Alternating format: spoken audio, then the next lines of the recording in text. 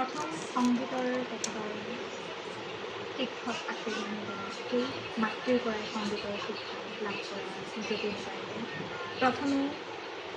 ৰাজ্যৰ বিভিন্ন প্ৰান্তৰ সৰু সৰু মঞ্চসমূহত গীত পৰিৱেশন কৰি সমন্বয়ে ওচৰ চুবুৰীয়া ৰাজ্যসমূহলৈ বাগৰি পৰিছিল জুবিন চিনাকি নাম হৈ পৰিছিলে আৰু তাৰ পাছতেই দেখিবলৈ পোৱা গৈছিল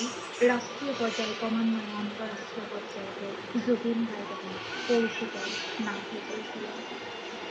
প্ৰায় ৩৮,০০০ গীত তেখেতে গাইছে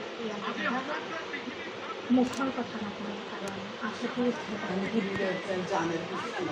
কিমান পক্ষ এজন ব্যক্তিৰ কেৱল জুবিন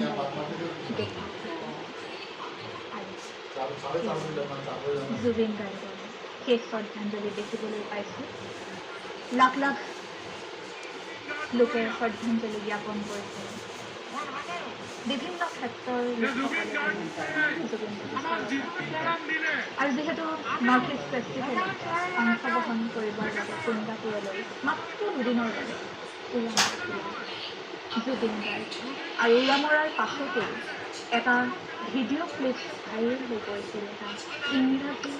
গীত পৰিৱেশন কৰিছিল জুবিন গাৰ্গে সেই গীতটিৰ ভিডিঅ'টো এৰাতিৰ ভিতৰতে ভাইৰেল হৈ